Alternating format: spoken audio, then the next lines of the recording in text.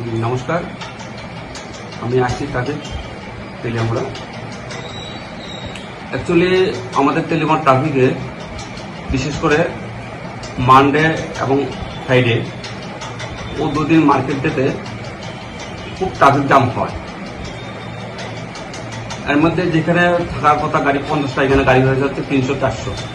যার ধরুন বাইরের থেকে কিছু গাড়ি আসছেন এবং আমাদের ট্রাফিক থাকে, তাদের জন্য সামাল দিতে খুব কষ্ট পাচ্ছেন।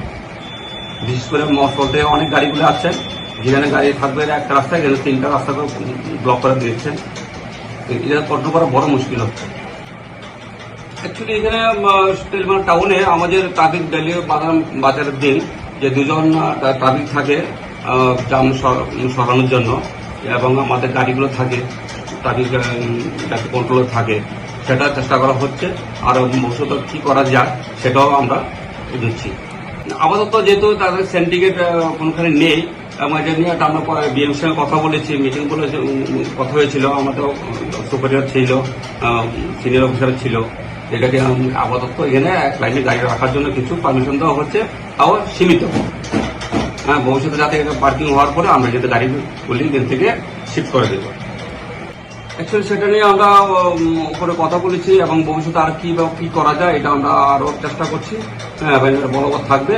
আর এখন আমরা যে যারা হেলমেট দিয়ে বাইক চালাচ্ছেন তারা বিরুদ্ধে আমরা ফাইন কাটতে নিচ্ছে, ফাইন দিয়ে যাচ্ছে, সেটা আমরা রাখছি এবং চলবে। আরও কীভাবে সুন্দর করা যায়, কীভাবে কাজ করা যায়, এটা আমরা আরও সিনিয়রের সঙ্গে কথা বলেছি, এটা আমরা পদক্ষেপ নেব।